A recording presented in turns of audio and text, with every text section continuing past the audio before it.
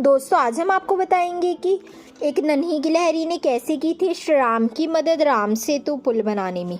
किंवदंती के अनुसार पहली कथा यह है कि जब श्री राम अपनी पत्नी सीता व अनुज लक्ष्मण के साथ वनवास पर थे तो रास्ते में चलते हुए हर तरह के धरातल पर उनके पैर पड़ते रहे। कहीं नर्म घास होती तो कहीं कठोर धरती, कहीं कांटे भी थे। ऐसे ही चलते हुए श्री राम का पैर एक नन्ही सी गिलहरी पर पड़ गया।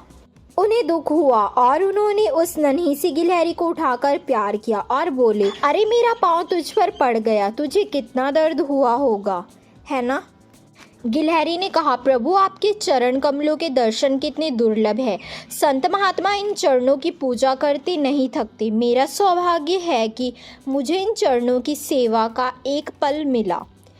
इन्हें इस कठोर राह से एक पल का आराम मैं दे सकी। श्री राम ने कहा कि फिर भी दर्द तो तुझे हुआ होगा, तू चिल्लाई क्यों नहीं। इस पर गिलहरी ने कहा, प्रभु कोई और मुझ पर पाँव रखता तो मैं चिल्लाती, मैं चीखती, हे राम, किंतु जब आपका ही पैर मुझ पर पड़ा तो मैं किसे पुकारती। कहते हैं कि श्री राम ने गिलहरी की पीठ पर बड़े ही आराम से और प्यार से उंगलियां फेरी, जिससे कि उसे दर्द में आराम मिले। अब वह इतनी नन्ही थी कि 3 ही उंगलियां उस पर फिर सकी। माना जाता है कि इसलिए गिलहरी के शरीर पर श्री राम की उंगलियों के निशान आज भी मौजूद है।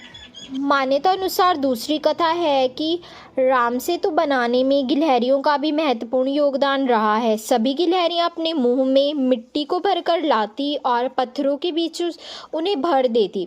इस दौरान उन्हें वानरों के पैरों के बीच से होकर गुजरना होता था। वानर भी इन गिलहरियों से तंग आ चुके थे, क्योंकि उन्हें भी गिलहरियों को बचाने के लिए निकल कर जाना होता था। लेकिन वानरों को यह मालूम नहीं था कि ये गिलहरियाँ यहाँ वहाँ क्यों दौड़ रही है। तभी एक वानर ने उस पर चिल्लाते हुए कहा कि तू इधर उधर क्यों भाग रही है, तुम हमें काम क्यों नहीं करने देती। तभी उनमें से एक वानर ने गुस्से में आकर एक गिलहरी को उठाया और उसे हवा में उछालकर फेंक दिया। हवा में उछलते हुए गिलहरी भगवान श्री राम का नाम लेती हुई सीधा श्री राम के हाथों में जाकर गिरी। प्रभु राम ने स्वयं उसे गिरने से बचाया। वह जैसे ही उनके हाथों में जाकर गिरी और उसने आंखें खोलकर देखा, प्रभु श्री राम को देखते ही वह खुश हो गई। उसने श्री राम से कहा कि मेरा जीवन सफल हो गया, जो मैं आपकी शरण में आई।